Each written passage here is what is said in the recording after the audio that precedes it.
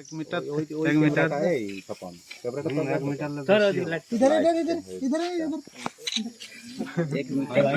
Metre लगाছি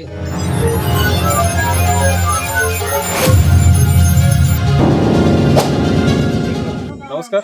এখন কলমা গ্রামে একটি বাড়িতে কি সাপ ঢুকেছে, সেই সাপের রেস্কিউ কল পেয়েছি। রেস্কিউ কল পাওয়ার সঙ্গে সঙ্গে ছুটে এসেছি। তো দেখে নেওয়া যাক বাড়ির মধ্যে কি সাপ হয়। দেখি কে দেখেছে সাপটা, দেখো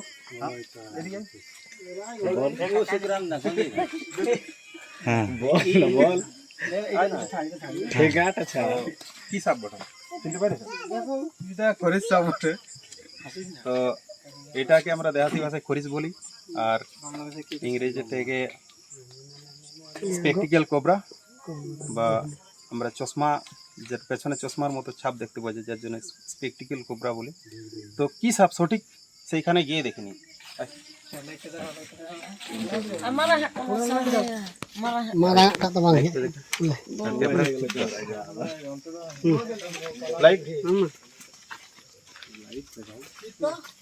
খুবই ভয়ঙ্কর।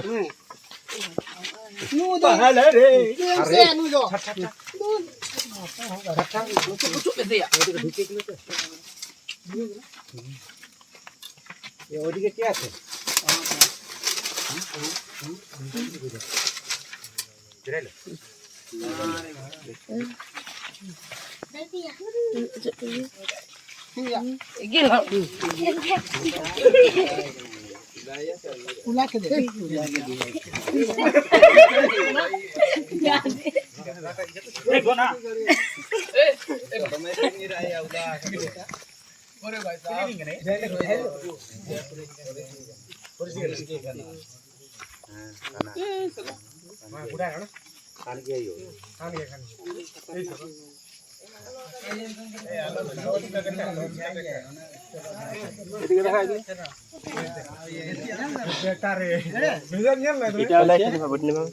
Spectacled cobra.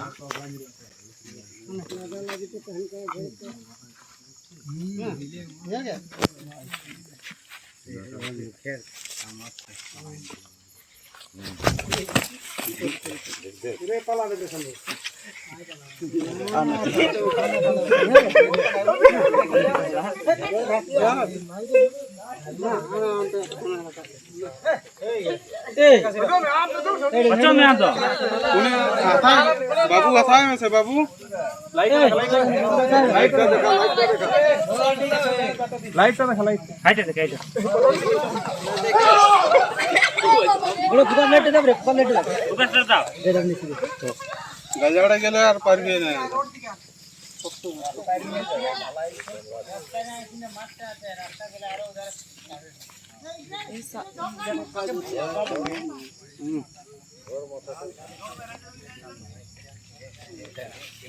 पूरा ভালো শিক্ষা করবে না।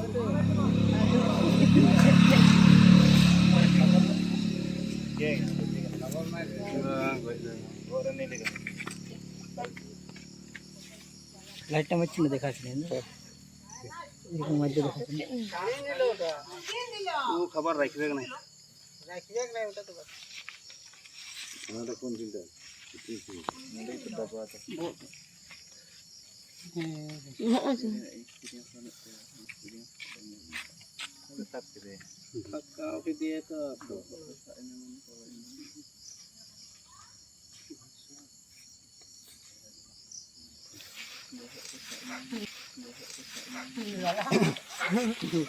এটা হচ্ছে স্পেকটিক্যাল কোবরা, আর এটা হচ্ছে বেশিরভাগ খাবারের জন্য বিভিন্ন ধরনের ব্যাং এ সমস্ত কিছু খাবারের সন্ধানে ঘরের মধ্যে ঢুকে পড়ে।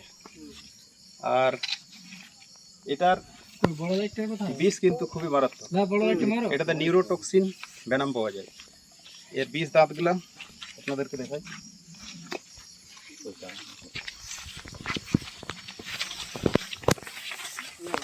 এগুলো আছে এর বিষ দাম।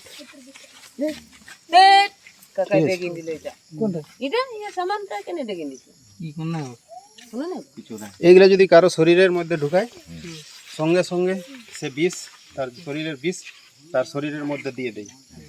আর যার কারণে যদি দীর্ঘ সময় যদি 2 ঘন্টা যদি ট্রিটমেন্ট না হয় কিন্তু তার মৃত্যু বোধহয়।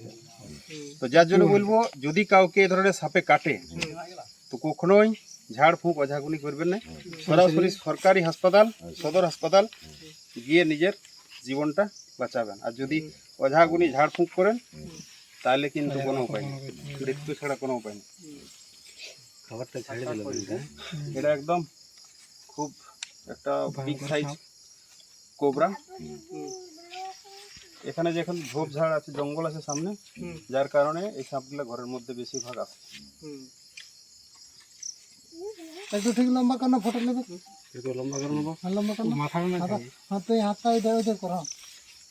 1 মিটার 1 মিটার এই তপন ক্যামেরাটা তো 1 মিটার ইধারে ইধারে ইধারে ইধারে 1 মিটার লাগাছি। তো এই সাপগুলিকে আমাদের বাঁচানোর এই জন্য প্রয়োজন আছে, পরিবেশে যদি এসব সাপগুলি না বাঁচে তাহলে পরিবেশের যে ভারসাম্য সেটা নষ্ট হবে এবং সাথে সাথে আমাদের যে জীব বিভিন্ন ধরনের সেই জীব বৈচিত্র্যের শৃঙ্খলাটা ভেঙে যাবে। তো এইগুলার দরকার আছে বাঁচার, তা না হলে শুধুমাত্র যদি মানুষ বাঁচে সম্ভব না, প্রতিটা জীবের বাঁচার দরকার আছে। তো বাচ্চাদেরকে সবসময় সাবধানে রাখবেন এই ধরনের সাপের থেকে। এই ধরনের সাপ খুবই মারাত্মক, খুবই বিপজ্জনক।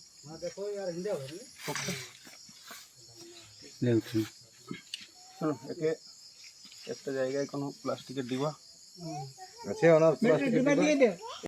পুড়িয়ে রাখি করে এর যে বিষ দাঁত সেইগুলাকে ব্লেড দিয়ে কাটে দিই বা সাঁড়সি দিয়ে উপড়ে দিই।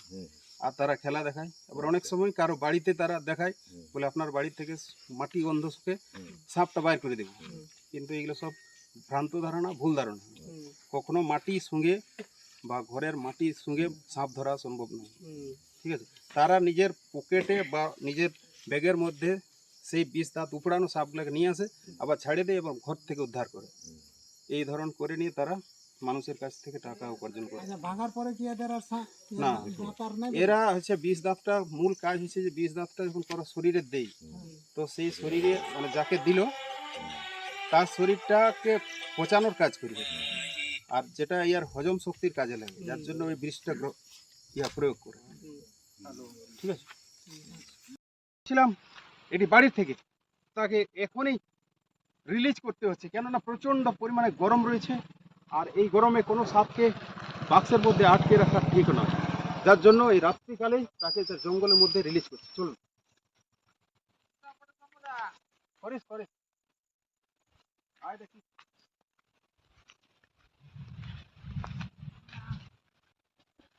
এদিকটা একটু লাগে, এদিকে এদিকে আয় আয় আয় ডিবাই আছে, ডিবাই আছে, বড়াই দেখ ফফানি ফফানি বল কথা ধরে ইহা দে সুতরাং দে হ্যাঁ লাইন কেন কি ফফুয়া আছে আন্দর কায় কাল ফফুয়া আছে যে মরন দিলে ফফুয়া আছে তুমি লাইন নাই ঢাল আছে। হ্যাঁ, খুবই বিগ সাইজের একটা স্পেকটিক্যাল কোবরা। ওইদিকে মুখ করে দিই কেমন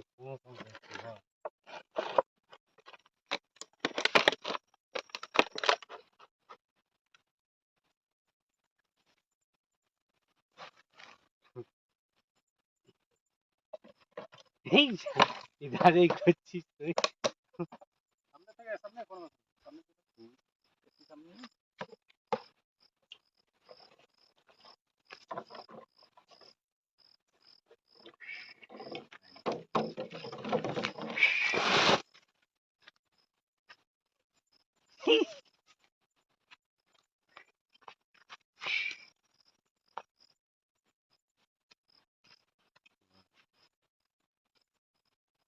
ধারে চলে এসে একটা বড় লাইট যদি থাকতো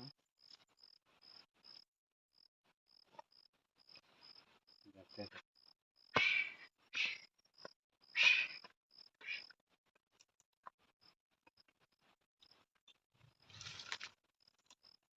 ধারে এসে নাই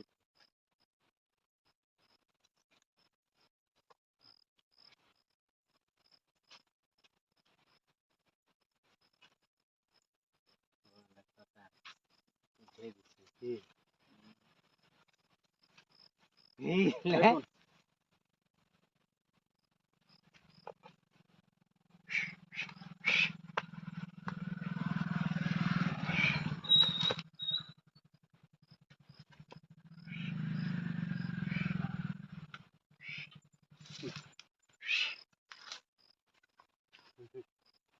গাড়ি লাইট এরিয়ে দিব নাকি ধারে রাস্তা ধারে না ঠিক আছে কাটবো ভাই বিরাট ওই খেলা দেখি রে বিরাট